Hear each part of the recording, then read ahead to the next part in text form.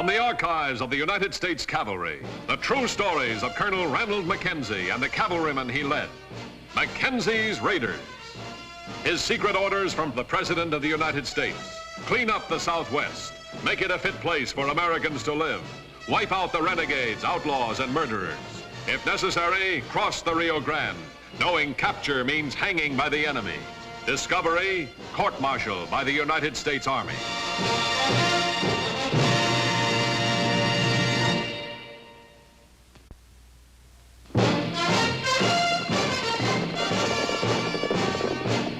(1873), 15,000 square miles of the Rio Grande border ravaged by murderous bands of renegades striking suddenly out of nowhere, looting, killing, burning everything in their path, then racing back across the border to sanctuary.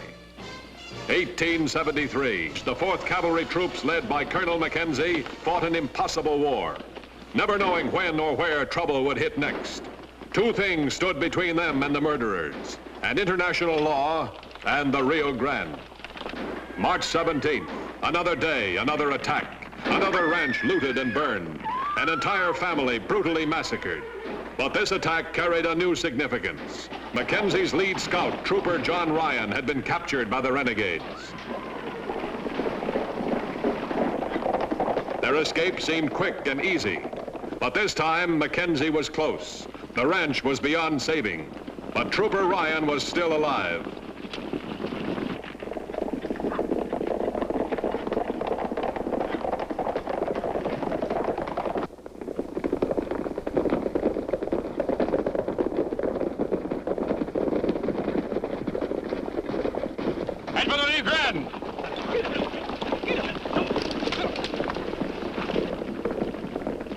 Following their usual pattern, the outlaws raced for the river. But they picked a spot where Mackenzie knew they couldn't cross, knew it to be a trick to discourage pursuit. The far side was sheer cliff. They would have to go farther downstream. There was still a chance to save Ryan.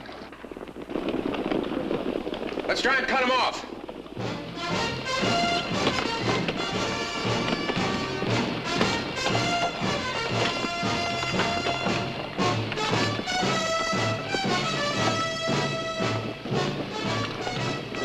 Mackenzie's troops galloped tired horses, too tired to save the seconds needed.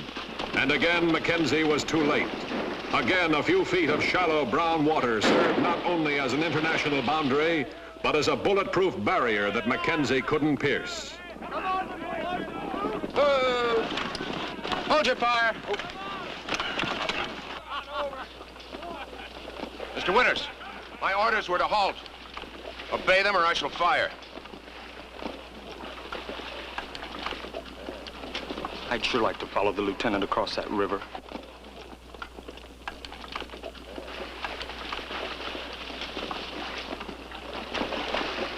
Come on. Come on.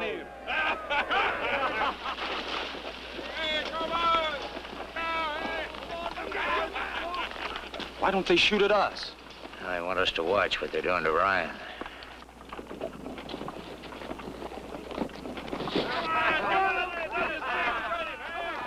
Will they kill him?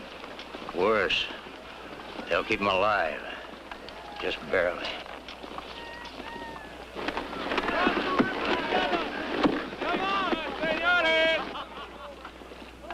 Reform ranks, Lieutenant. We're going back to Fort Clark. Ryan's just newly married, sir. I'm aware of that, Lieutenant Winters. You forget I married them myself just 2 weeks ago. Now, would you be so good as to obey my order? Left by 2. Ho! No military commander finds it easy to sacrifice even one man. Colonel Mackenzie was no exception. He knew what his men must feel as they carried out his orders to abandon Ryan to torture and leave without an attempted rescue.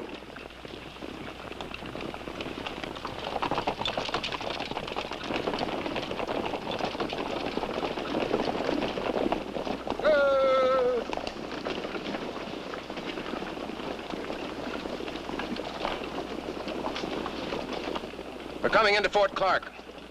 I want every man to ride in like the cavalryman who rode out this morning, at a gallop. And one thing more. Trooper Ryan did not fall into the hands of the renegades alive. He was killed instantly and died gallantly. Any man who breathes a word to the contrary will have to answer to me personally. All right, Sergeant Lund, give the command. All right, buckos, at a gallop now! Forward, ho!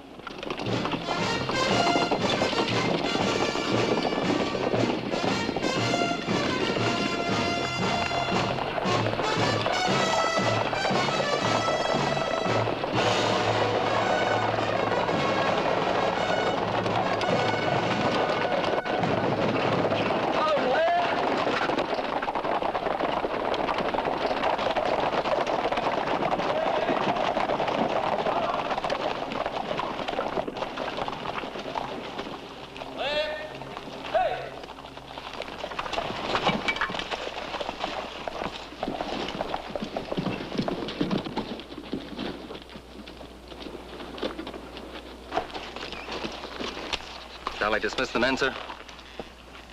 No, Lieutenant Winters, we'll have them stand fast.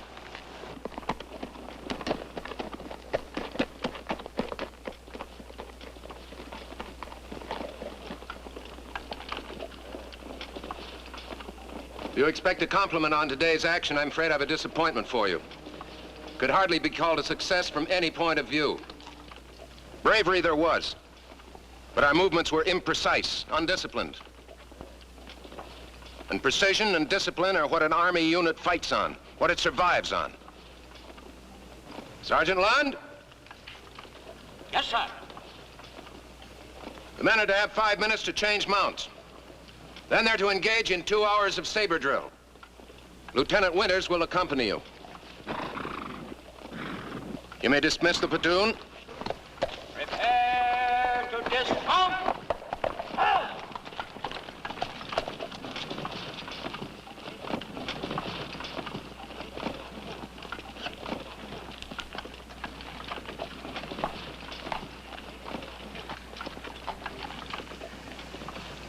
I'm sorry, Mary. Colonel Mackenzie, they didn't get him alive, did they? No. He was much too good a soldier to let them get him alive. Thank God for that anyway. You'll need friends now, Mary. I hope you'll consider me one of them. Thank you.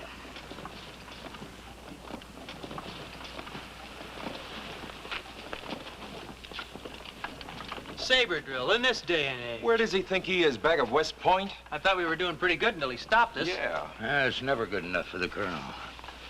That's why you buckos are going to live to be old soldiers in spite of yourselves.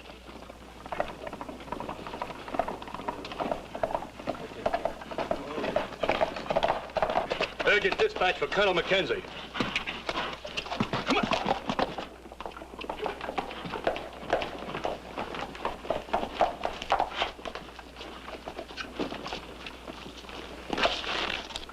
Urgent dispatch, sir.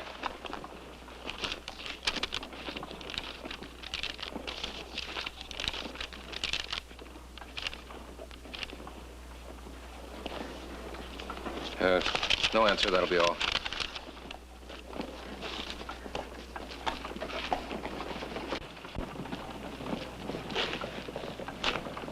You wanted to see me, Lieutenant? I assumed you'd want to see me, sir. Oh, yes. I should reprimand you for your impetuous conduct at the river. Is that all, sir? No. The Secretary of War is inspecting this post. He'll arrive by stagecoach in 3 hours. Please see to it that a guard of honor is called out to receive him. Yes, sir.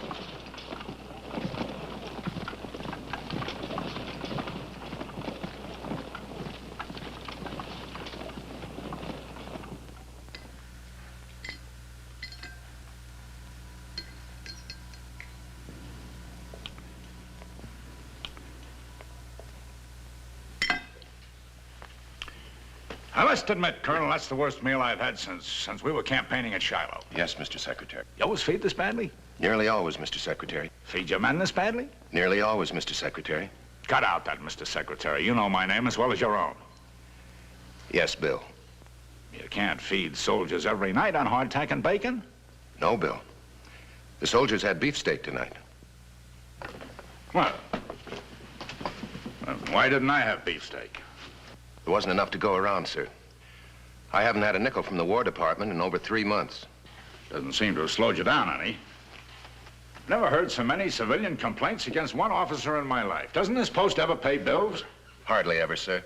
Only when it receives money. You and your territory are getting quite a name for yourselves around Washington. Non-payment of bills is the least of it.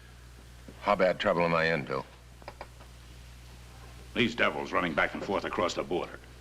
There's more looting, kidnapping, and murder in this territory. I asked, sir, how bad trouble am I in? You went to West Point just as I did. You know that no military commander in history ever had everything that he wanted. Make do, Mackenzie. Make do. Make do? Just how? Oh, it sounds great up there in Washington, but tell me just how? With that Rio Grande staring me in the face, that Rio Grande that I'm forbidden to cross, and protecting every killer and bandit and cutthroat in the whole territory.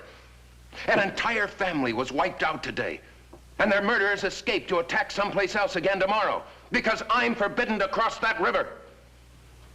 One of my troopers being tortured to death right at this moment because I'm forbidden to cross that river. Sure, I'll make do. Tell me just how. Sit down, Mac. That's an order.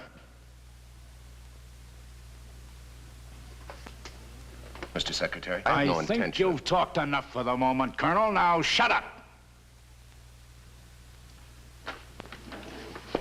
Sure, the situation here is impossible. And it's a situation which, under the orders you have, is completely impossible to change. Nevertheless, we want you to change it.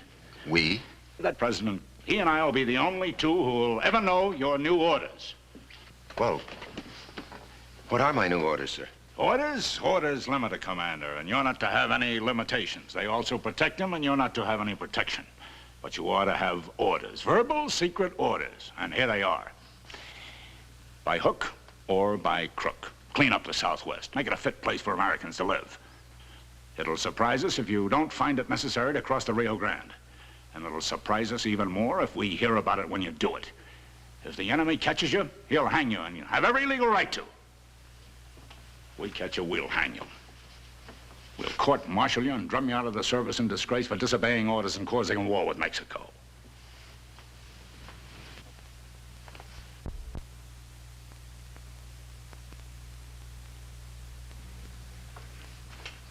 Now, sir, if you'll excuse me, I have some pressing duty to attend to. Shaughnessy!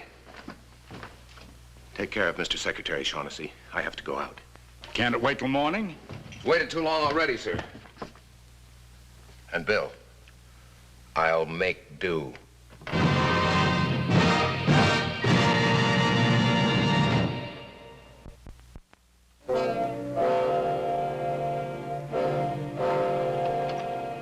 The Secretary of War had given Colonel Mackenzie secret orders that could shape the destiny of the entire Southwest. To Mackenzie, it had a more immediate bearing on the destiny of one man, Trooper John Ryan, if he were still alive. We should have followed Lieutenant Winters across the river today. The old man couldn't have shot us all. The old man's got his reasons, I tell you. He's always got his reasons. Sometimes he's a bit peculiar, I admit, but we're still alive, ain't we? Vincent. As you were, boys. I need 5 volunteers. The duty will be dangerous and secret. I volunteer, sir.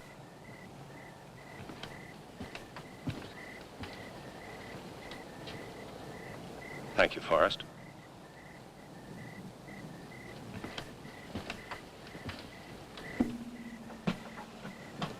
Any other volunteers?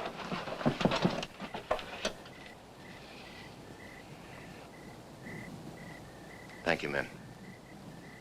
All right. Tauber, Warren, Sergeant Lund, McGee, and Forrest. That's it. I know you only asked for 5 men, sir, but I'd appreciate it if you took me along. How much do you weigh, Banyan? About 210, sir. Sorry, your request is refused. The men I have chosen will be ready to ride in 5 minutes. You'll carry sabers, no blankets, no bedrolls. Each man will bring a short length of rope and some boot polish. Any questions? As you were, man. Oh. Remember, I said secret. Rope? Boot polish?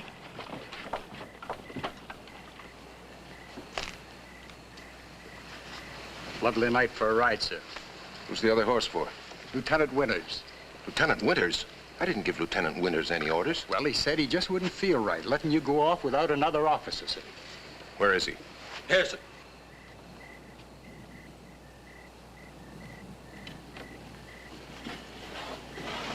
Reporting for duties.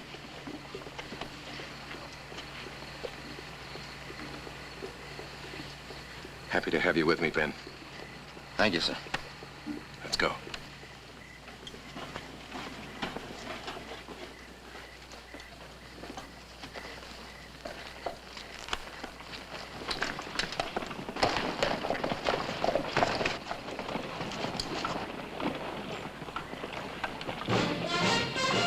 Mackenzie's plan was simple and daring. The only question, could it succeed? He knew he must depend entirely on the element of surprise. Sometimes concealed by darkness, sometimes harshly revealed by treacherous moonlight, Mackenzie's raiders pounded through the night. The easiest way was not the shortest. Mackenzie wanted the shortest and the fastest.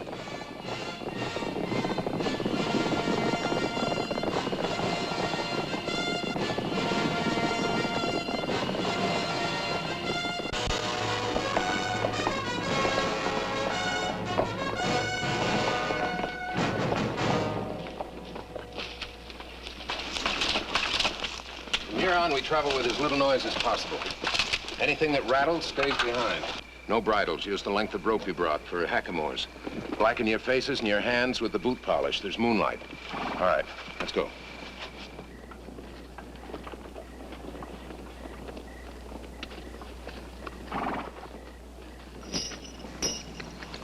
Take off them spurs, Tauber. You can hear 'em a mile.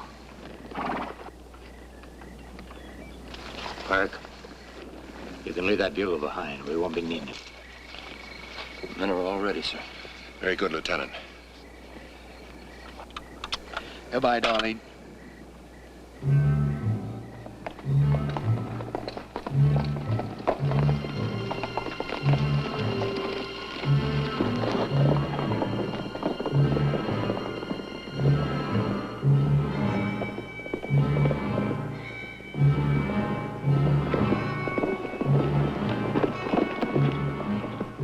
Each man knew he might not return, yet each man followed Mackenzie with one thought. Could they reach Ryan before he was tortured to death? When Mackenzie reached the Rio Grande, the river had changed. It was no longer an impossible barrier blocking Mackenzie and shielding the enemy.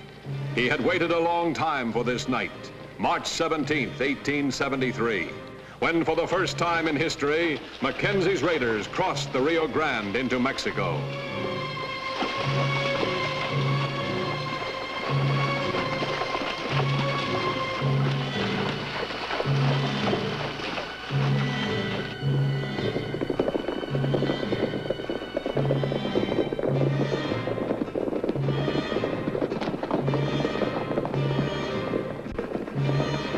Knowing that every second that passed reduced his chances of finding Trooper Ryan alive, Mackenzie kept up the grueling pace as he penetrated deeper and deeper into foreign territory. There would be no slowing down until he was within striking distance.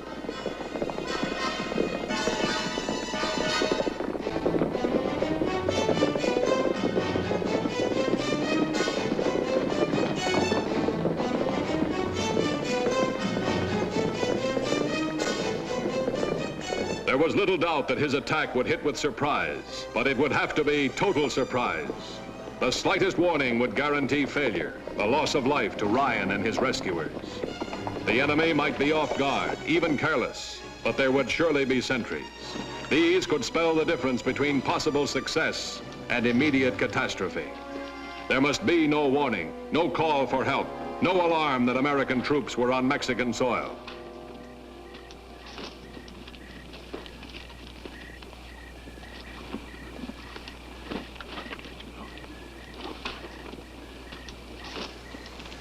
If you don't hear an owl hoot in 3 minutes, you may assume that I've been unsuccessful. Yes, sir. Then you're to take command. Good luck, sir.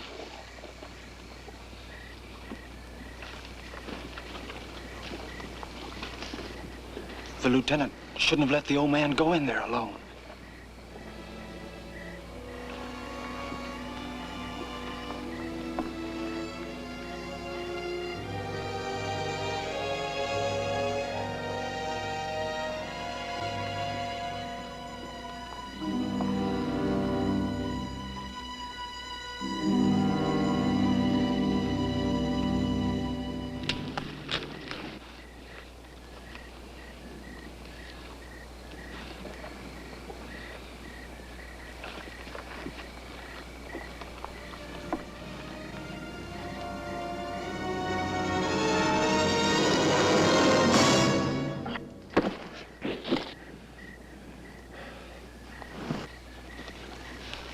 How long's it been now?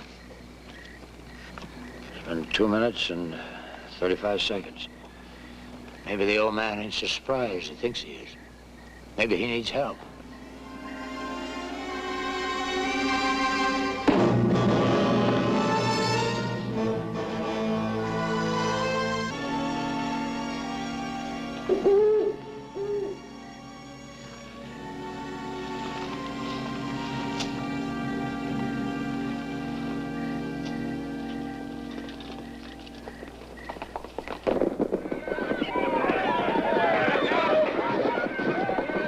Suddenly, the fatigue was gone, the need for silence gone. Only the big job was left. The attack hit with savage precision. Mackenzie had picked his men carefully. None faltered. Each had a job to do. Each did it well. Ryan seemed to be alive. At least they hadn't cut him down.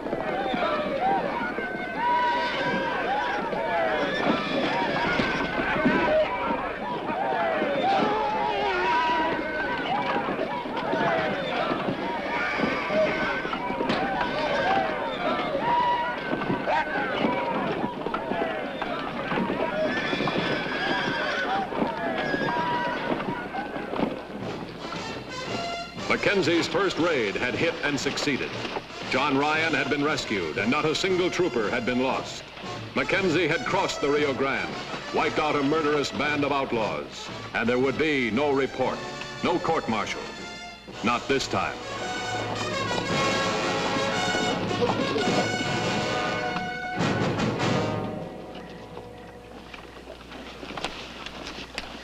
Ben, let the men know we may ride together again sometime. Yes, sir. Picking men who were light so they wouldn't tire the horses. He sure had this one planned out. Yeah, sabers are silent, he says. Hey, Sarge, boot polish and rope. That Mackenzie. What did I tell you about the old man?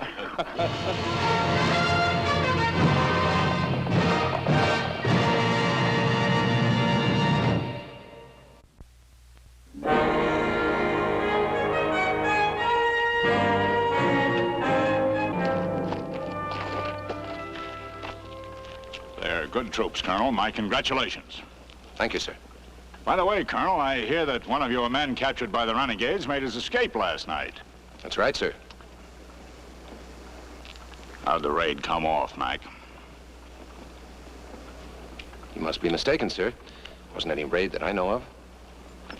Tell me, Colonel, do you regularly wear boot polish at morning review? Not on your boots, Mac. On the back of your neck.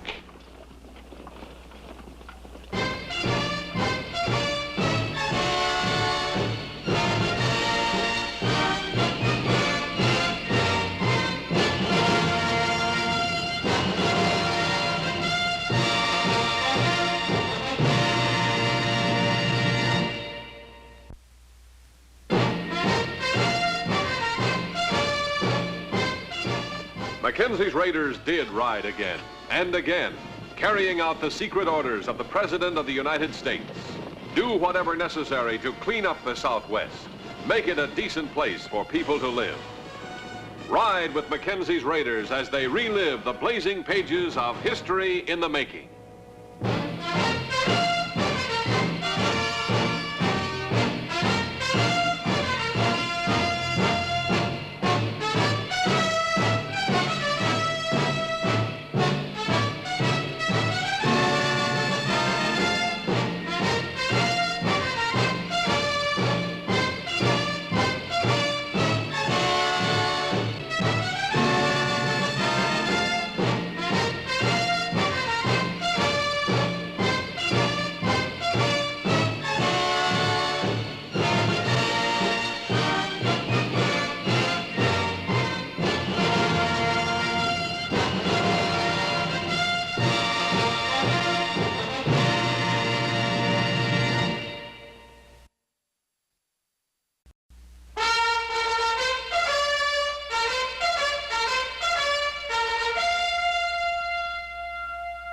From the archives of the United States Cavalry, the true stories of Colonel Ranald Mackenzie and the cavalrymen he led. Mackenzie's Raiders. His secret orders from the President of the United States. Clean up the Southwest. Make it a fit place for Americans to live. Wipe out the renegades, outlaws, and murderers. If necessary, cross the Rio Grande, knowing capture means hanging by the enemy. Discovery, court-martial by the United States Army.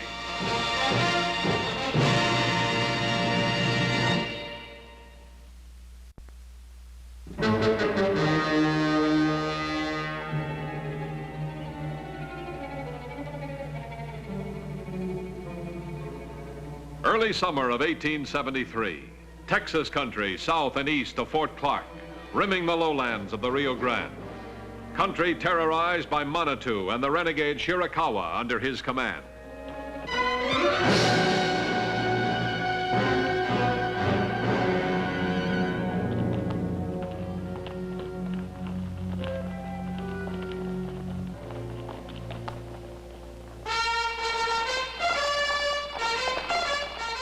For 4 months, Manitou had been tracked by Colonel Ranald Mackenzie and members of the 4th Cavalry.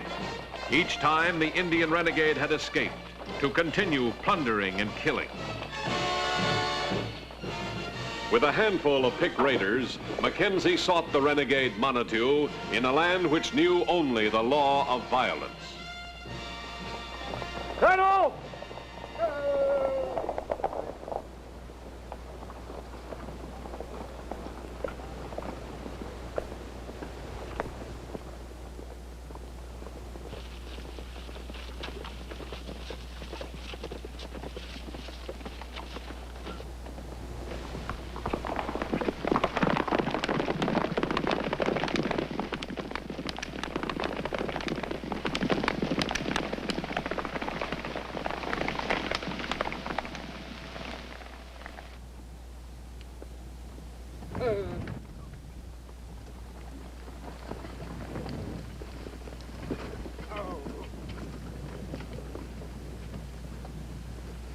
Cut him loose, Sergeant.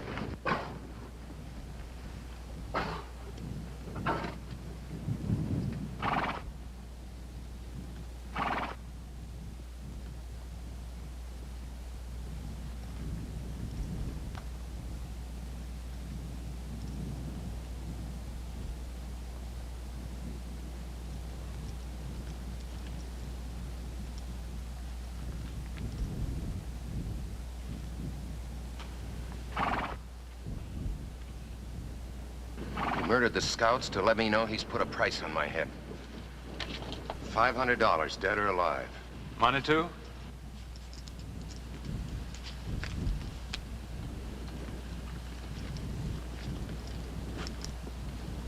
Yeah, it's Manitou, all right.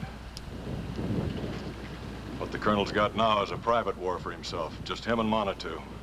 I'm betting Manitou ain't very far.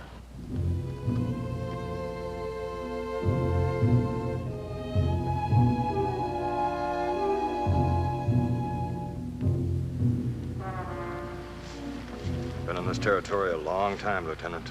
The things about it I'll never know for sure. But there's one thing I do know for sure. Or you find sorrow, Monitu's been there. We'll get him. But how long will it take, sir? The colonel's had a $500 reward posted on Manitou for the last 6 months now. Nobody's given him to us, and we've never found him. Now he's laughing at us, putting $500 of his own on the colonel's head. Have the men mount up, Sergeant. Back to the fort, sir? No. To Manitou.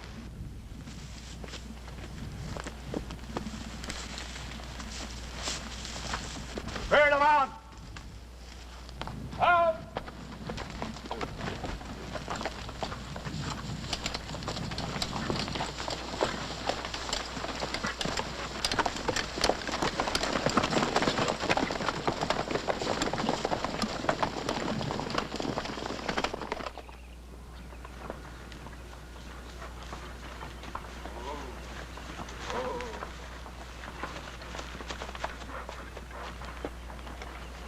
Lieutenant?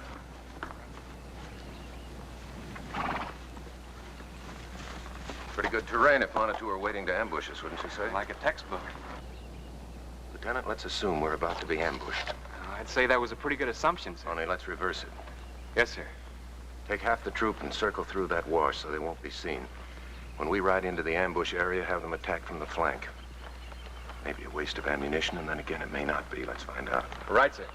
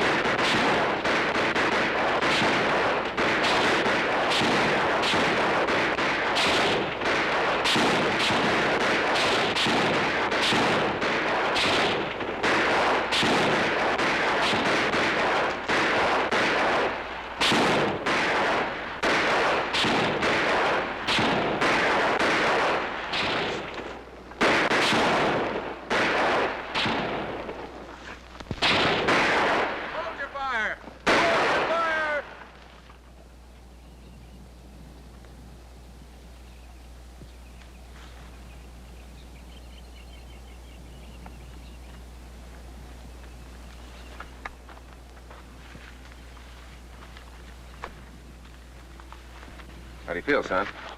Sir, at ease. Something to write home about, sir. Before, nothing much to write except walking guard, spitting and polishing. You right-handed, trooper? Yes, sir. Well, somebody's got to write home about what happened today, don't they? I'll tell you what. When we get back to the fort, you tell me what to write. Yes, sir. Sergeant? We looked at all the dead, Colonel. Manitou's not among them. Some tracks by the Rio Bravo. Could be made off during the skirmish. Manitou. I'd say so. Get my horse. I'm going after him. Alone? Get the troops back to the fort. There isn't one of them that doesn't need medical attention. May I speak off the record, Colonel? Very well. Manitou will lead you further away from the fort. And? He'll never make it back alive. That could be, Lieutenant. But what would you do in my place? All right, get the troops back to the fort. Yes, sir. Oh, Sergeant, that young trooper. Mitchell, sir. I promised to write a letter for him when we get back to the fort. You do it, will you? Yes, sir. Prepared to lay down his life to fulfill his secret orders to clean up the Southwest, Mackenzie moved out alone into Chiricahua country in relentless pursuit of the enemy Manitou.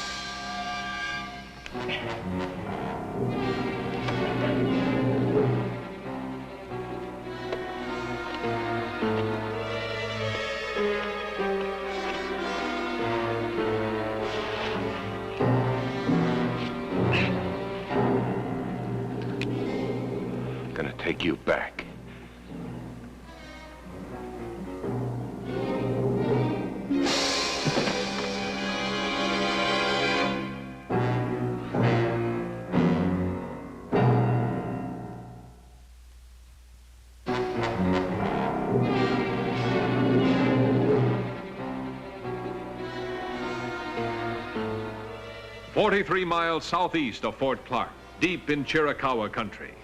Two men, Colonel Randall Mackenzie and the renegade Chiricahua Manitou. Each bore deep hatred for the other. Each knew that one must soon destroy the other.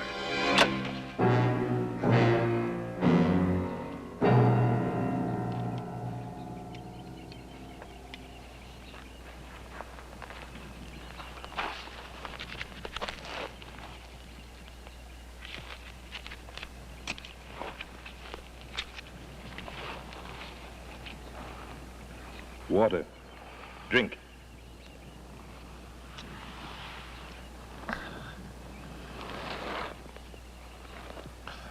I waited. I fed you water to learn a thing. Why did you save my life? You were helpless. Would have been murder to kill you then. Yet you would take me back to your fort and execute me. Yes. I've seen your executions, Mackenzie. The man is propped up. Ceremony. A rag is put over his eyes. Drums, prayers, soldiers marching. Then the man is slaughtered. This is what you had in mind for me? Yes. I have the answer that was a riddle to me.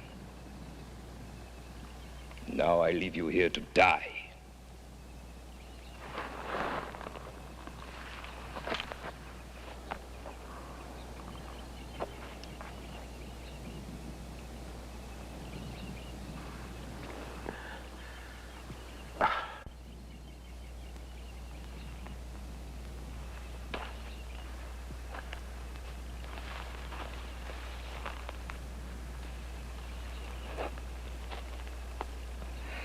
By your own reasoning, I would be less a man than you if I were to leave you here.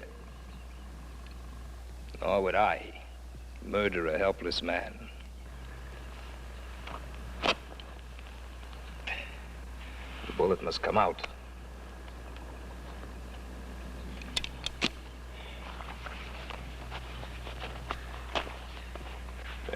Bite in here. Hard.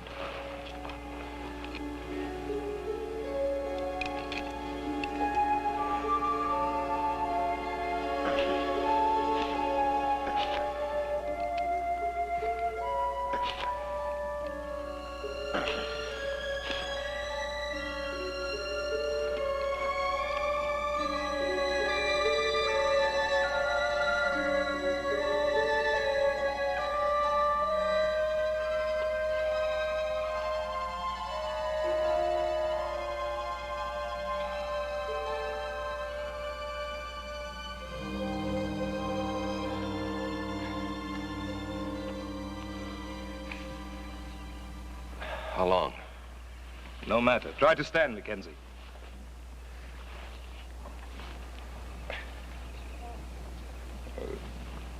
Now we shall ride together to your execution. To my people in the ceremony of death we have. You see, I saved your life for the same reason you saved mine.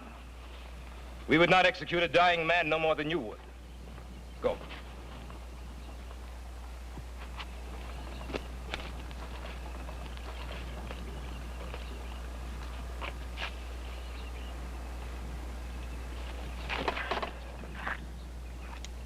Then your death shall be here and...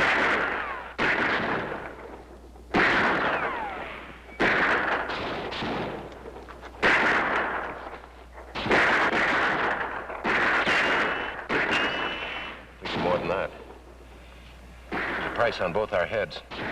They take your body into the fort, get the bounty. I prefer they took your body to the Chiricahua. We need each other. For the present. We must go before they come up. There's one path. Follow me. June 2nd, 1873. 5 scavengers rode out of the hills to collect a human bounty. Reward money for Mackenzie or Manitou, payable upon death.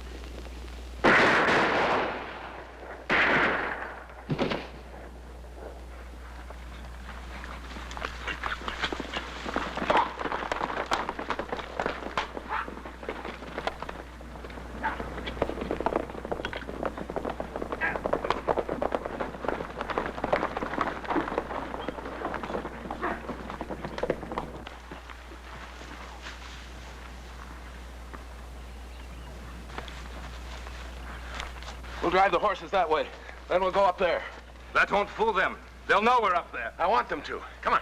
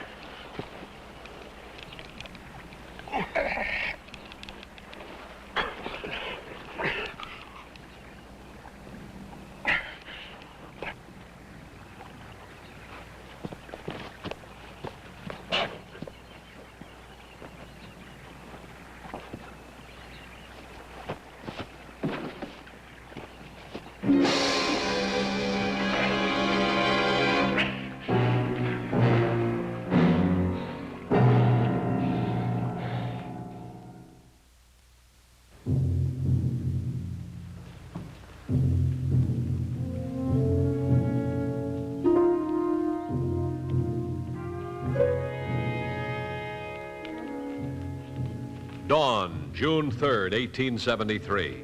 Colonel Ranald Mackenzie returned to Fort Clark, carrying with him the dead body of the Chiricahua renegade, Manitou. But still it remained a land of the violent, and no one knew when or where they would rise up to plunder and destroy. But when they did, standing against them, a man, Colonel Mackenzie, ready to strike back with all the power at his command.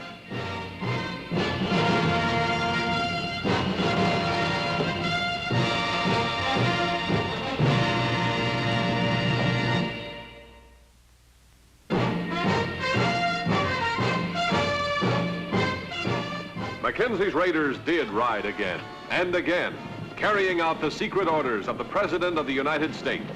Do whatever necessary to clean up the Southwest, make it a decent place for people to live. Ride with Mackenzie's raiders as they relive the blazing pages of history in the making.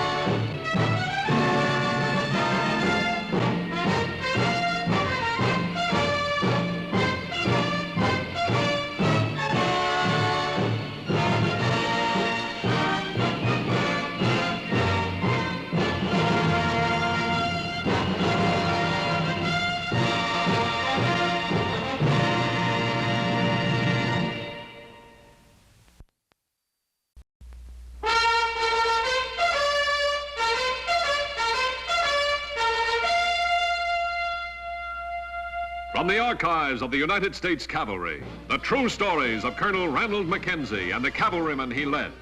Mackenzie's Raiders. His secret orders from the President of the United States. Clean up the Southwest. Make it a fit place for Americans to live. Wipe out the renegades, outlaws, and murderers. If necessary, cross the Rio Grande, knowing capture means hanging by the enemy. Discovery, court-martial by the United States Army.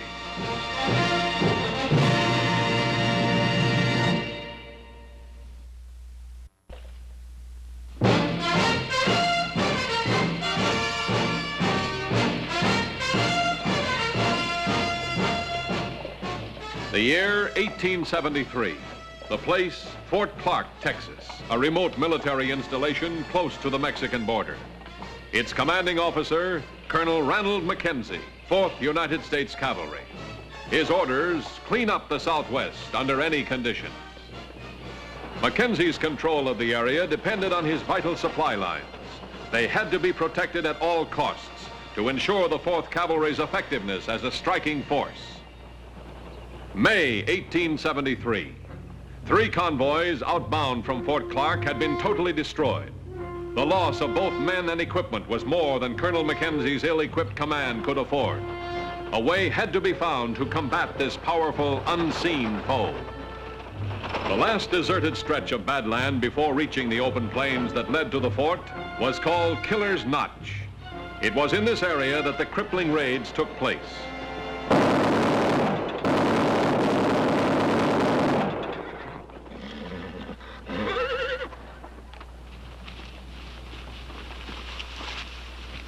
Get it.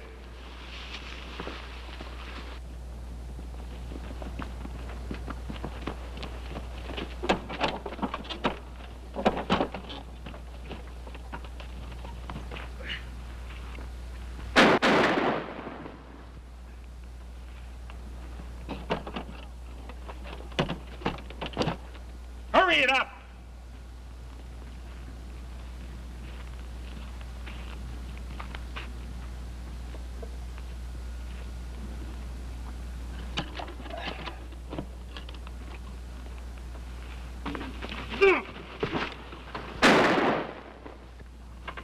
Come on, let's go!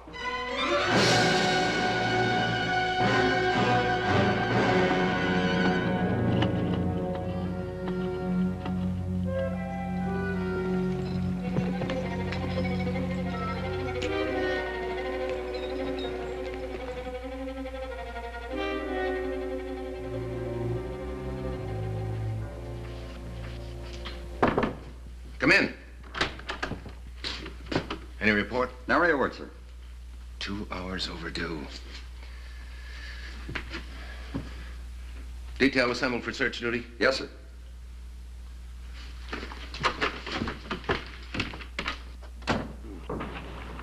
Attention!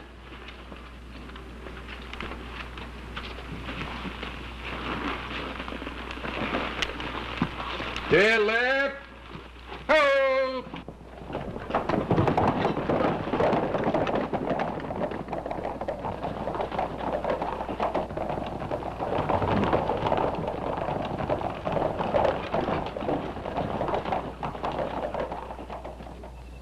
Did you check the men's weapons? Yes, sir. Just like the other time. They never got off an answering round. There must have been 50 on the gang, sir. All firing on the number to do this. 3 convoys ambushed. 3 armed escorts wiped out to the last man, and I... All right. Get the bodies back to the fort. Yes, sir. Oh, Colonel. It's Trooper Crome, sir. He's still alive. Can he talk? No, sir. If we don't get him doctored up fast. All right, all right.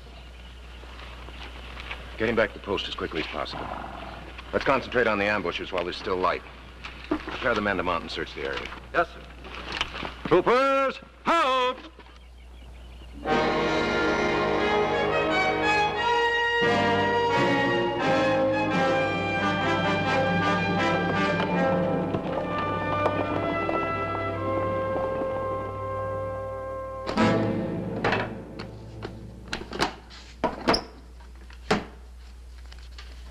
Must be $50,000 beautiful dollars here. Maybe more. We did it again, Kraft, huh? We? Well, you and your boys did the job, sure. But I told you about it, didn't I? You'll get paid proper for it. How long will it take this stuff to be broken into small bills? Oh, a month, maybe more. Month? Well, most of these are 50s and 100s. I have to send them to Chicago and St. Louis to do the job. It'll take time. Mackenzie will be poking around. You're nervous about Mackenzie, Duke? Well, he's smart. Don't underrate him. Believe me. Suppose he is. How's he going to tie us into the deal? Well, there were no survivors, huh? No survivors. I personally saw to it. I'll get this stuff counted and on its way.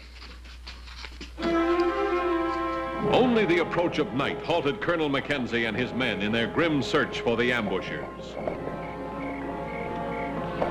this the man, Sergeant?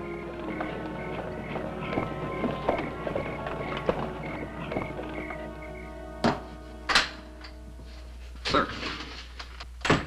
Stand easy, Henningsen. What's the word on Trooper Crone? Still alive, sir. Doctor's with him. Corporal Nathan standing by. If you could only talk. Tell us what happened. Dispatch arrived from Washington this afternoon, sir. It's the answer to your request for more troops.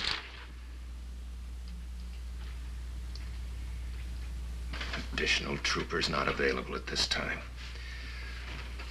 I've lost 20 men in the last month. 20 men. All the bloody, hard-fought gains that this fort has made since it was activated are being knocked into a cocked hat. But there are no additional troopers available at this time. Sir, there are non-combatant troops available. The dispatch says they'll send you an adjutant if you need one. There were 4 men killed this afternoon. They never knew what hit them. They never had a chance. I don't need non-combatant adjutants to help me prevent that happening again. I need fighting men. Yes. Yes, Nathan, come in. What about Trooper Crone? Trooper Crone is dead, sir. Did he, was he able to tell us anything? No, sir. He never regained consciousness. All right, Corporal. Yes, sir. Have Sergeant Armbruster tell off 5 troopers for special duty. Yes, sir. What kind of special duty? Just tell them I said they may enjoy it. Yes, sir.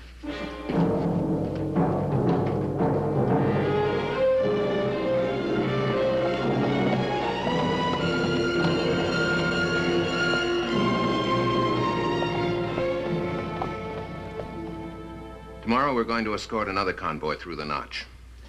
This time we're going to be ready for an attack. And I'm depending on you men to see to it that we are attacked. You're all at liberty until reveille tomorrow. I want you to spend that liberty in Brackettville. Be friendly and loose-tongued about our mission. Talk to anybody who'll talk to you. The facts of the mission are these. The convoy will leave here at 10 a.m. We'll go through Killer's Notch. We'll be escorting the payroll for Fort Crandall. It's important, man. I'm counting on you. Sergeant? Teach. Hut! Dismissed. Ready the horses, Sergeant. Is that reward notice ready? Yes, sir.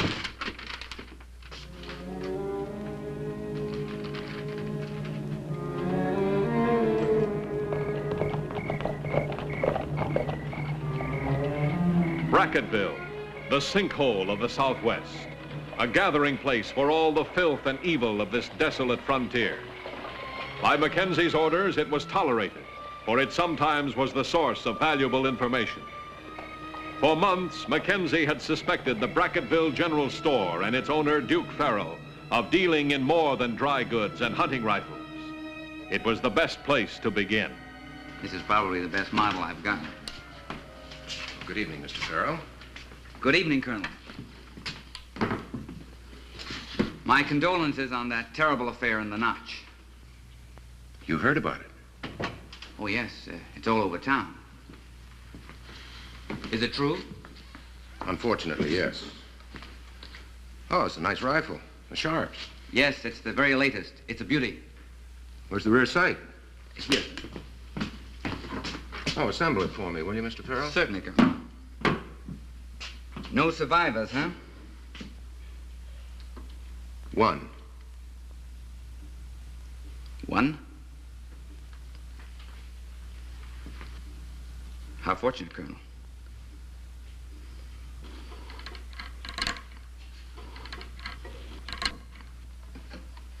Better let me help you with that, Mr. Farrell.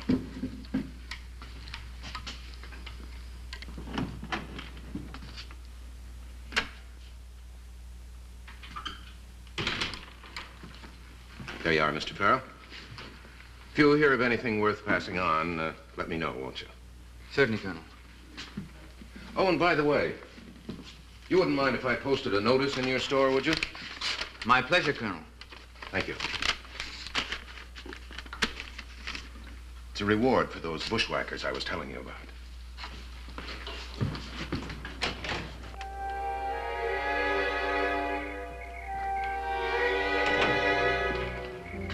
Sergeant, after we pass that window, you keep walking.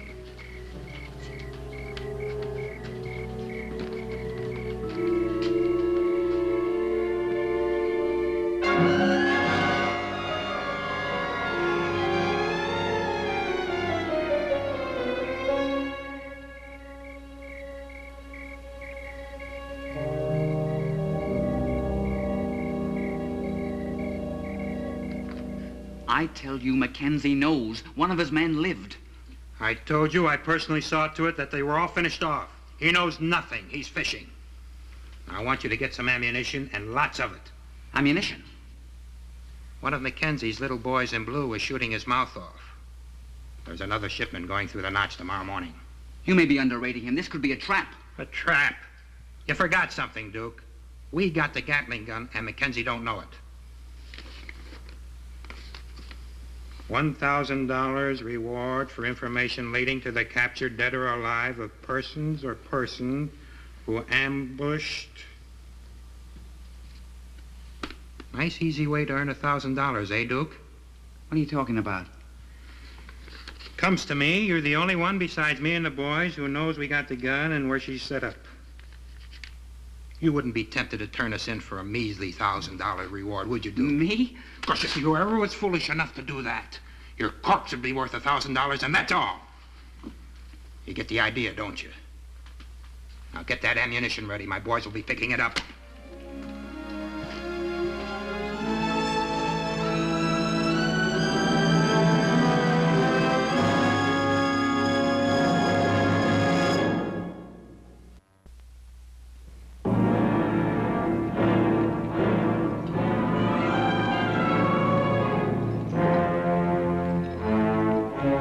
On the morning of May 30th, 1873, 7 grim-faced troopers acting as decoys waited for the command to escort an empty transport wagon through the notch. Mackenzie's plan was ready to be put into action. Come in. Mr. Farrell, sir.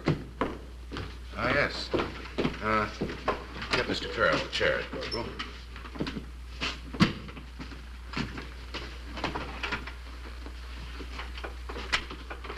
The corporal said that you needed my help, and of course I responded. Well, I appreciate that, Mr. Farrell. How may I be of service? That notice I posted in your store last night, I thought by now you might have some information for me. Information? No, nothing at all. Somehow, Colonel, I feel that you seem to think... No, sir, nothing at all. Mm-hmm. That man that came into your store as I was leaving, who is he? Man in my store? Oh, yes, I remember. It was a customer. I'd never seen him before. Oh, complete stranger. Yes, that's right. He was interested in a Bowie knife, and he looked at my stock. Well, you seemed to have a pretty animated conversation with this stranger after I left, before you two disappeared into the back room. Oh, I think you must be mistaken, Colonel.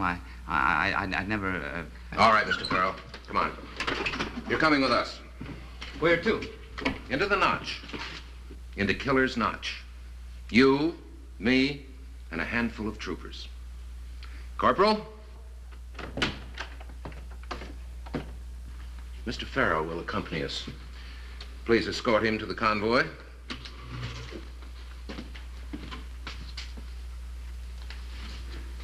You're bluffing, Mackenzie. After you, Mr. Farrell. There's no reason for this, Colonel. You won't find anything in the notch. Oh, I think we will. When we get close enough to be in danger, I think we'll find something.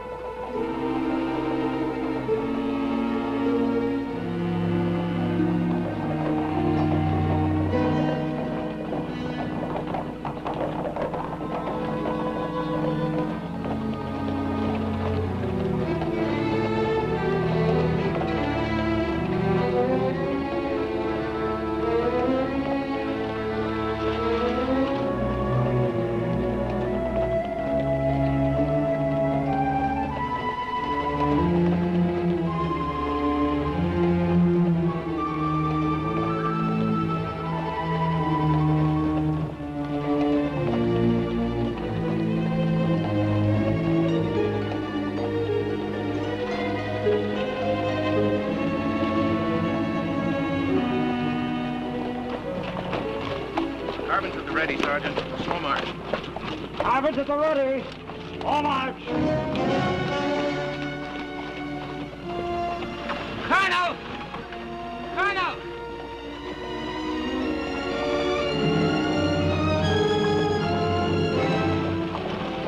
Colonel, that man last night, Kraft, he's waiting up there. How many men are with him? How's the arm? I don't know. Where is he? I don't know, believe me. He could be anywhere. Where is he? I don't know. They could go off at any minute. Turn back, I beg you. Turn back! They've got a Gatling gun! Gatling gun? I should have known. All those men murdered without a chance to defend themselves because they've got a Gatling gun.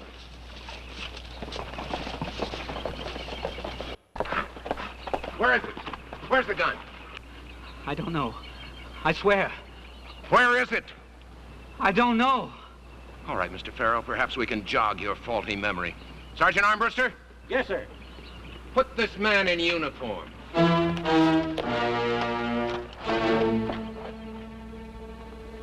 That's fine, boys. Now fetch ammunition and fetch plenty of it. This baby has a large appetite.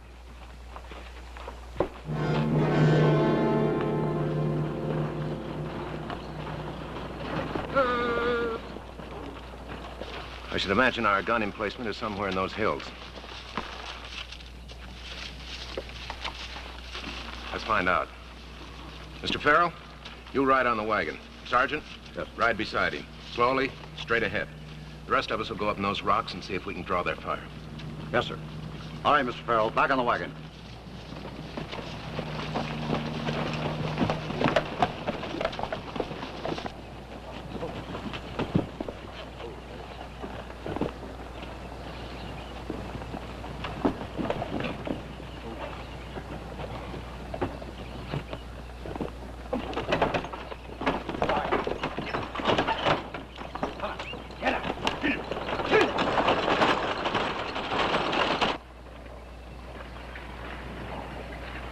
Two soldier boys in a nice fat wagon.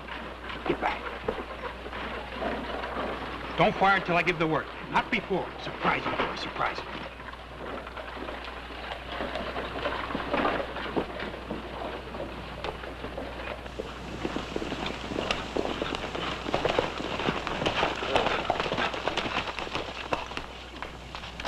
Corporal, I'm not a gambling man, but if I were, I'd bet that Gatling gun is emplaced in those rocks up there. Yes, sir, I'd bet that too. Well, if we're right, the limit of its effective range should be just about that first tree down there. Yes, sir. We'll charge and try and draw its fire. We'll locate it that way.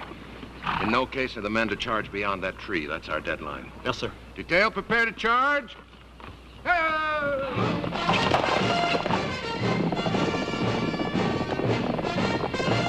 It's a trick. Here they come.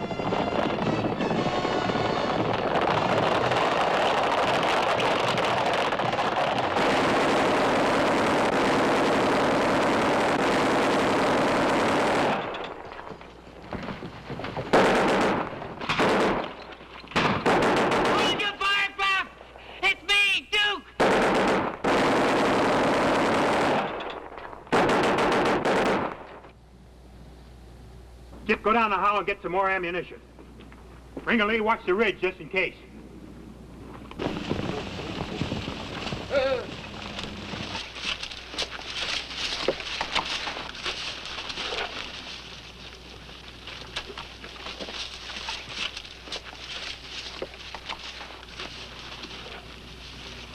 Trooper Howard? Trooper Howard.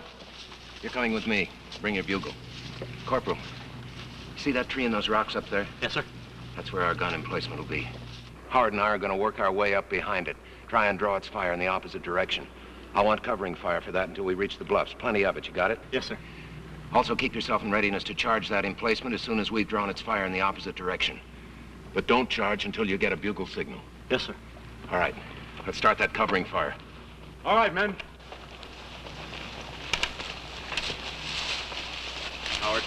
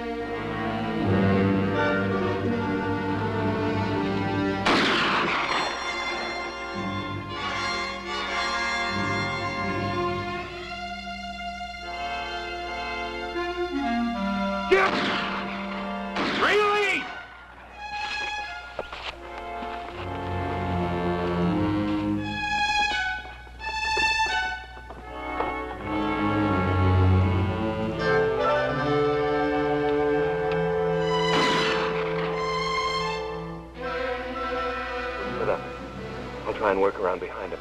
You go that way, but keep low. Yes, sir.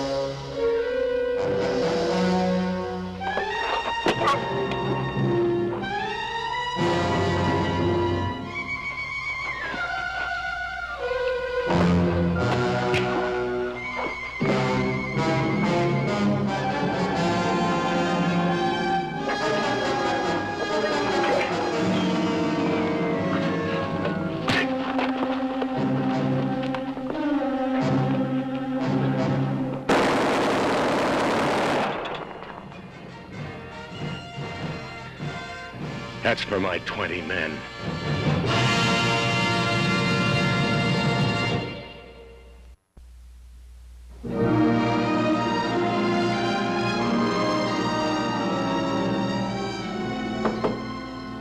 Come in. Dispatch from Washington, sir. Oh, read it, Corporal.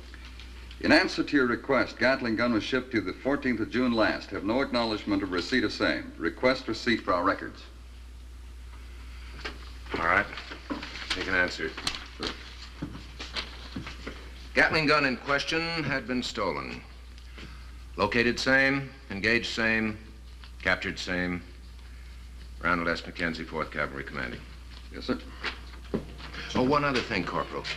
Pass the word to Lieutenant Taylor. Saber drill this afternoon will be suspended. Gatling gun drill instead. Yes, sir.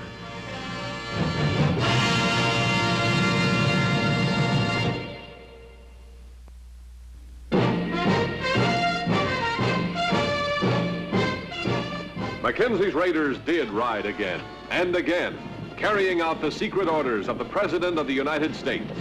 Do whatever necessary to clean up the Southwest, make it a decent place for people to live. Ride with Mackenzie's raiders as they relive the blazing pages of history in the making.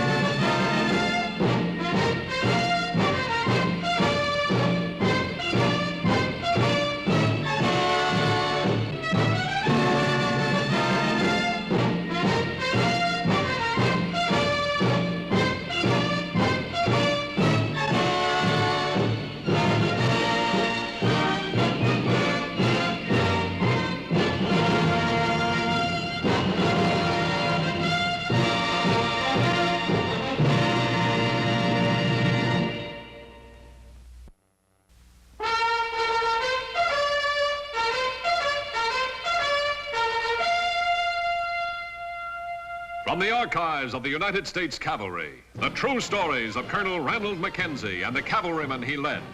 Mackenzie's Raiders. His secret orders from the President of the United States. Clean up the Southwest. Make it a fit place for Americans to live. Wipe out the renegades, outlaws, and murderers. If necessary, cross the Rio Grande, knowing capture means hanging by the enemy. Discovery, court-martial by the United States Army.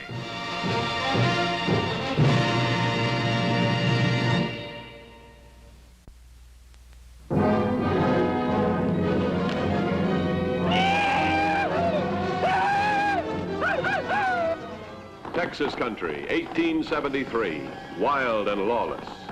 Peace had been established with some Indian tribes, but other Indians, brooding over old wrongs and goaded by evil white men, were still of the Stone Age. Barbaric savages who delighted in cruelty and wanton destruction. For 2 months, Colonel Ranald Mackenzie and his raiders had tried desperately to catch a small, vicious band of Indian killers. But the Army was prohibited by law from entering any Indian reservation.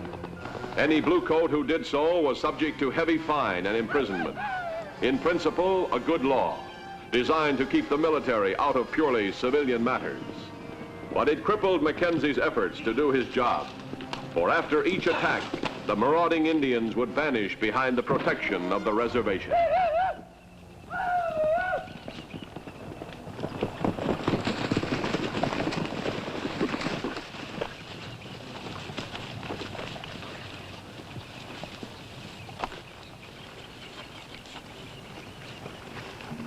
Sir? Yes, Trooper. Some immigrant wagons. I rode with them.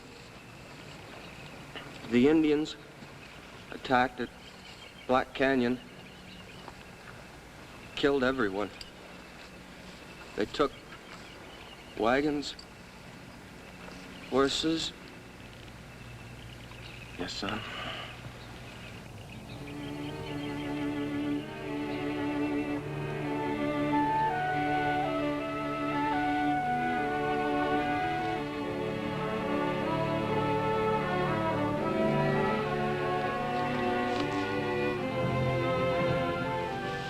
Kid.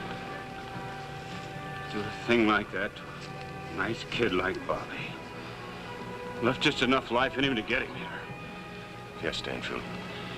That'd be their idea of a joke. To send us the news by our own dispatch rider. Shall we go after them, sir? No. No, they'll be back in the reservation by now, and Adam Beecher will enforce the law, keep us off the reservation. Organize a burial here, and we'll find the settlers. Yes, sir.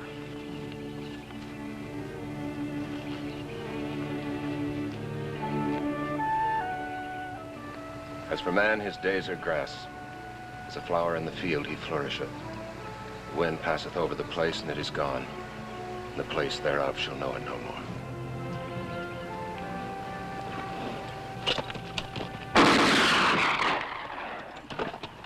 Mount!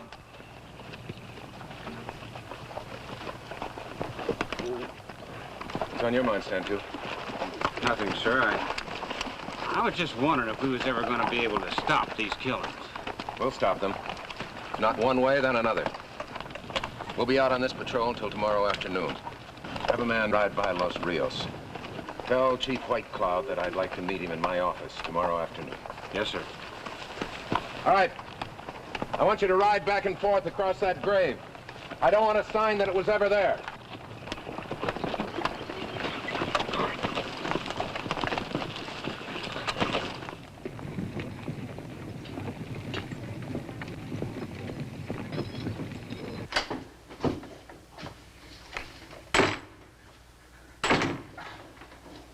Welcome back, sir.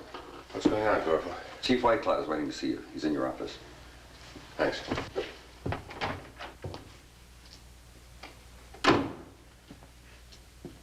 Mackenzie is honored that his friend, Chief White Cloud, accepted his invitation. How can it be otherwise between friends? However, Chief White Cloud, the occasion is sad. Indians tortured and killed one of my men last night and wiped out 2 immigrant families. The braves were from the reservation. Men of your tribe, Chief. You cannot be sure of that, Colonel. Where else could they come from? I tell you nothing. Whoever they were, it's no affair of mine. I'm a chief in name only. My tribesmen no longer heed my counsel. Even my own son. I no longer can talk with my own son. Why not? Who could come between a chief and his son? The matter is between us. I tell you nothing.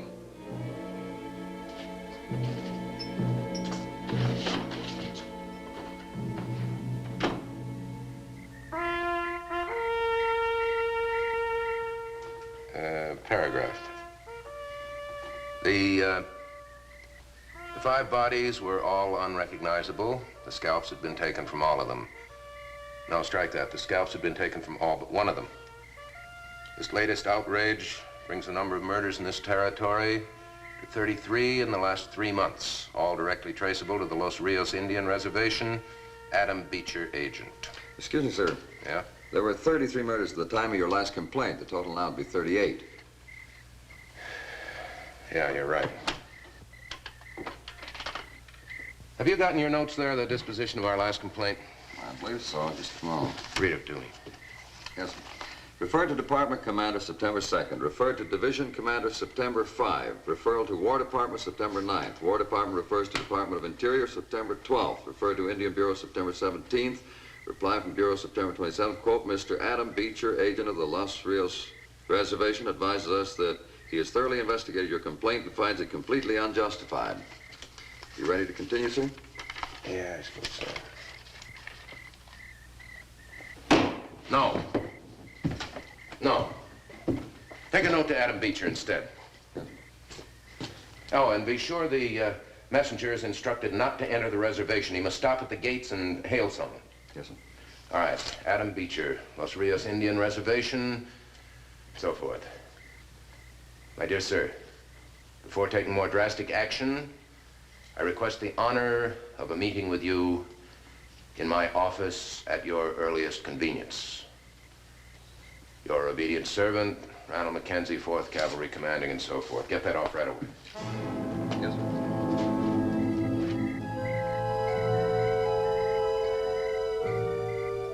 Brave Bear, son of Chief White Cloud, the leader of the renegade Indians. For a share of their loot, Agent Adam Beecher made the reservation a sanctuary for the criminal red men, using his high office for the lowest of purposes, graft, robbery, and murder. So it is, Paint. And who do you make war on? Some unarmed traveler? A defenseless woman and her children? Go your own way, old man, and let me go mine. There is need for talk between us, Brave Bear. Take the time for it while there is still time. Before the evil is too great to mend. I cannot talk now. Perhaps tomorrow, some other day. No, we have already delayed too long. If you do not talk now... Brave Bear, I'm waiting for you.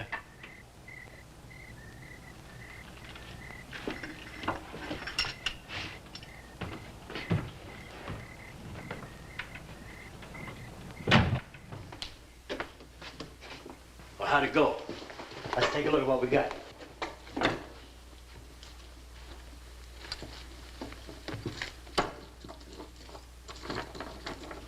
Ah, that's a nice little ring. Too bad we can't wear any of this stuff, huh, Brave Bear? Although we shouldn't kick none. So long as I can take all this stuff down to El Paso and get good money for it. What do you want, White Cloud? Me and your boy's pretty busy. So I see. A message for you from Colonel Mackenzie. A soldier brought it to the gate. That's mighty nice of you. You shouldn't...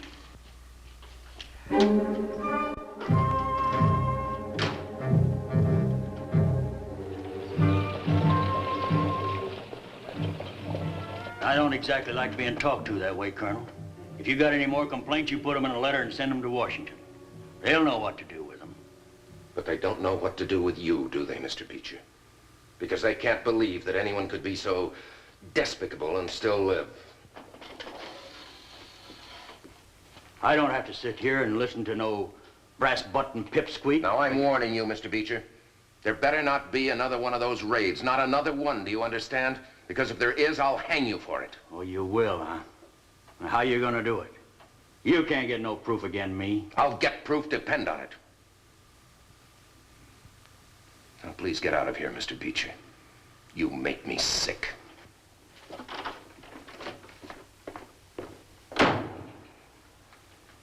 Sergeant. Yes, sir? I want rotating patrols set up. 5 men in each unit. And each unit ready to ride instantly at a moment's notice. Yes, sir. If you'll permit me to say so, sir, you sure made that old skunk mad. I intended to. Get those patrols ready, Sergeant. We're gonna need one very soon. Right away, sir. Thank you, sir. Ray Bear, come in here, man. Less than 3 hours after Adam Beecher had left Mackenzie's office, the Indian raiders struck again.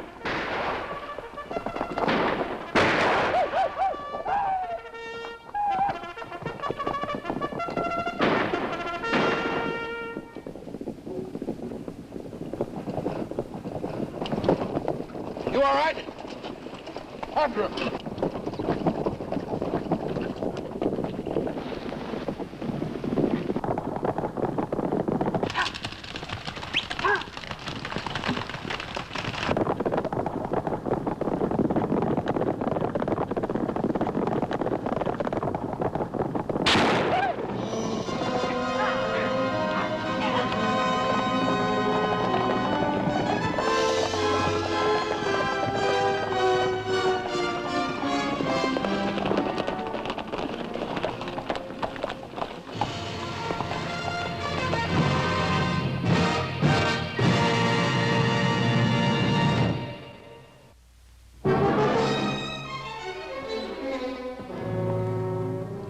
In a heartbreaking race, the Indian raiders had beaten the patrol to the reservation gates.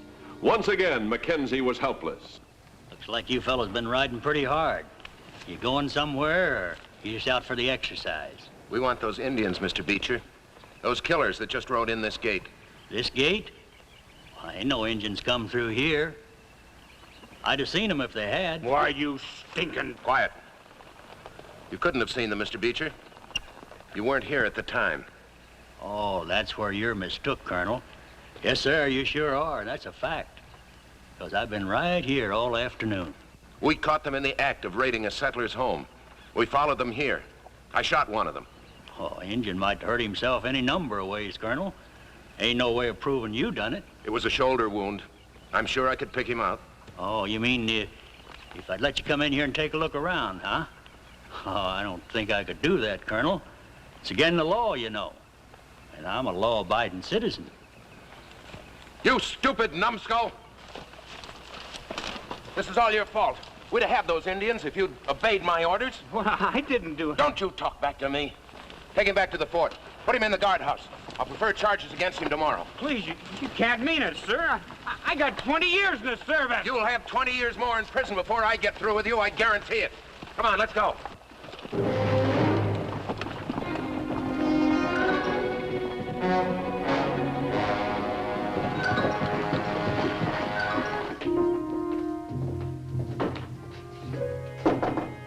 Come in.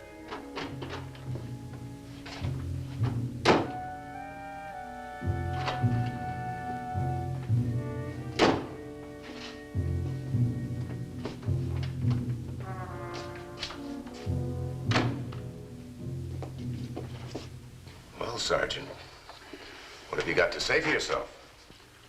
Nothing, sir. Except I'm sorry I've been so much trouble to you. Should think you would be. You're facing some pretty serious charges. Disobedience, refusal to obey an order. Why, I could hang you for that. Do you realize it? I'm afraid I do, sir. Well, then act afraid, will you? You did a pretty good job of fooling Mr. Beecher this afternoon. Now I want you to do an even better job. You mean... Yes, sir. All right. You all set to escape from that guardhouse? Escape?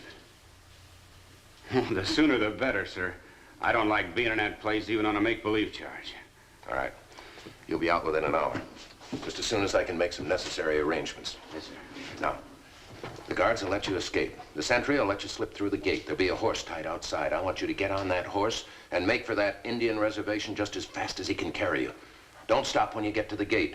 I understand, sir. You won't be able to stop anyway because there'll be a band of troopers chasing you. Now, you're a very much wanted man. You need money to make good your escape. Beecher represents your only chance of getting any money. So, you're to peddle a story to him that there've been so many raids on convoys in this territory lately that Mackenzie is shipping in some valuable merchandise. 3 civilians will be carrying it. You think you can make him believe that? I'm sure I can, sir. Just let me try. All right, I will, Stanfield. Come here. Come here. You know where Dancing Rock is? Yes, sir. Just below it, there's a dry gulch. That's where the 3 civilians will be camped. It's a logical place. But I've chosen it for another reason. It's a cul-de-sac. I want those Indians alive, every one of them. And that dry gulch is the one place where I'm sure I can do it. Yes, sir. How's that for easy pickings? $10,000–$15,000 worth of first-class trade goods, and all you gotta do is grab it. It sounds good. But so did that settler's cabin you told us about. Oh, now why bring that up? You don't think I tried to get you caught? Why would I think that? Why would you want to get us caught? Oh, now, looky, Brave Bear. This stuff's just sitting there. All that stuff is sitting there waiting to be took. All that good merchandise. I got it straight from that runaway soldier. This soldier, with Mackenzie after him, why did he leave here? Well, he had to. If he'd have stuck around here, Mackenzie would have got a court order out for him. He could be working with Mackenzie, laying a trap for us. What do you take me for? You think I ain't got no sense? Don't you think I'd know if it was a trap? What's the matter with you, youngster? Has your old man been riding you again? You just send him to me. And I'll straighten him out fat. You will not hurt my father. Oh, I didn't mean that. I mean, I'll just explain it to him, you know, like I did to you. Show him how what you're doing is helping his own people. It's the truth, Brave Bear. If you go on working like you are, these white settlers are gonna have to pull up stakes and clear out. I would like to believe that. But, well, you have to believe it. It's the only thing that makes sense. Now, what do you say? You're not gonna pass up a juicy job like this, are you? I cannot be sure.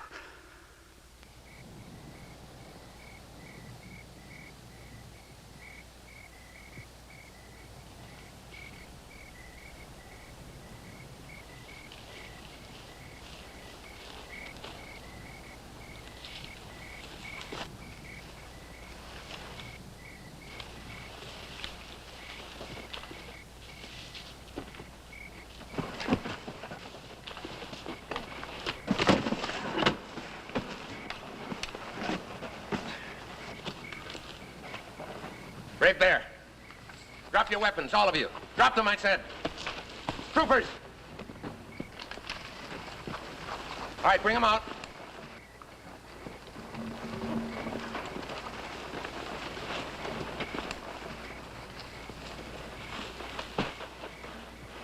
It was my father who told you. He must have. A father speak against his own son? You know better than that, Brave Bear. But you knew who I was. You could not see in the darkness, yet you called me by name. Perhaps I can see in the dark. Or perhaps it was a good guess. After all, who but a chief's son? No. No, you lie. Suppose a certain person felt you were getting yourself into a mess and were going to drag him in with you. He'd want you dead, wouldn't he? And suppose that he could get a message to me in such a way that I wouldn't know who he was. You tried to trick me. He would not... All right. All right, Brave Bear, you have it your way. If you want to hang and see all your friends hung while the man who sent you to the gallows goes free... All secure in there? All secure, Colonel. All right. Signal the men down from the cliffs. Right away, sir.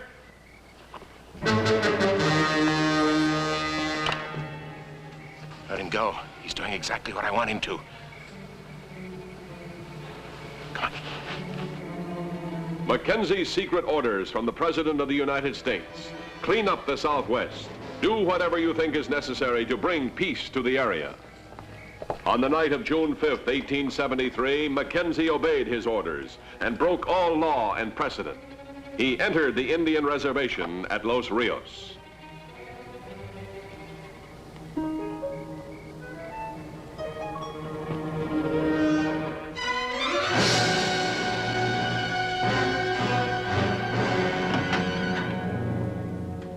What are you doing here? I didn't expect you for a long time yet. I know what you expected. That I would be killed. Well, what kind of talk is that? Oh, now, wait a minute. What's the matter with you? Look, I'm your friend. Haven't I planned all your jobs for you? Haven't I covered up for you? Go on, Beecher. And when you can no longer use me, what do you do then? You sent me into a trap. I'm going to hang. But before I do... You hang, Brave Bear, he'll hang with you. He's admitted more than enough. The gun you stole from me is empty, Brave Bear. Might as well give it to me. Your father will pass judgment on you, Brave Bear.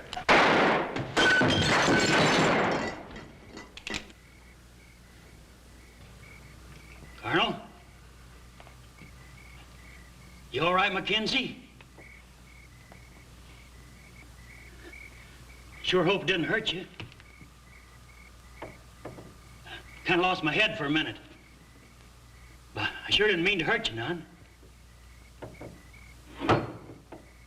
You hear that, Mackenzie? I done throwed my gun away. Me, I know when I'm licked. I haven't got a speck of fight left in me. I'm going to give myself up. I'm going to take my punishment. Say something, Mackenzie. Make a noise of some kind, so I know you're all right.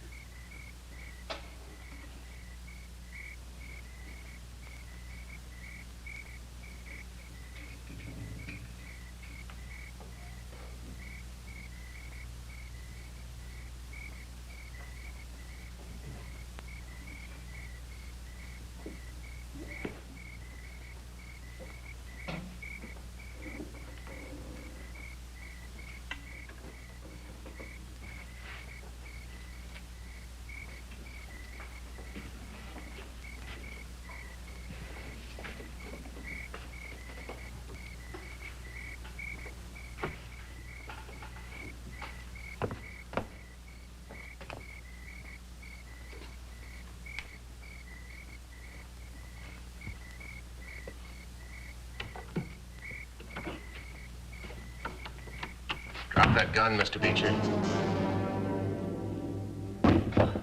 All right. Let's go. You've got a date with a hangman. Let's talk this over. I got lots of money. I can stack enough money up, but you can't even see over it. Mr. Beecher. Yeah, well? You've never lived like a man. It's too late to do anything about that. Let's see if you can die like one.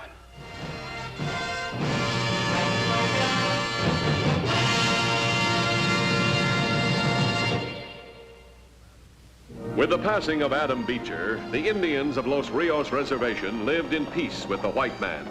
But the wild, lawless area continued to exist. Against it, one dedicated man, Colonel Ranald Mackenzie. Oh, Sergeant. You know, when that detail rode in from Dancing Rock last night, they were a pretty slack-looking outfit. Dusty gear, sloppy uniforms, unsoldierly bearings. Some of them were even smiling. I want them sharpened up, you understand? Yes, sir. I'll see they smarten up. You do that. And just to make sure they remember, give them 2 hours of close order drill. Yes, sir. Oh, and Sergeant. Yes, sir. When they finish that drill... Yes, sir. Give them the rest of the week off.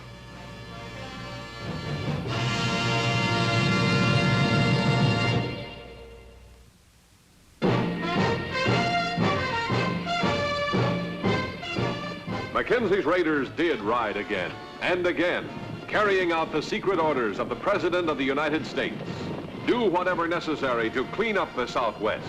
Make it a decent place for people to live. Ride with Mackenzie's raiders as they relive the blazing pages of history in the making.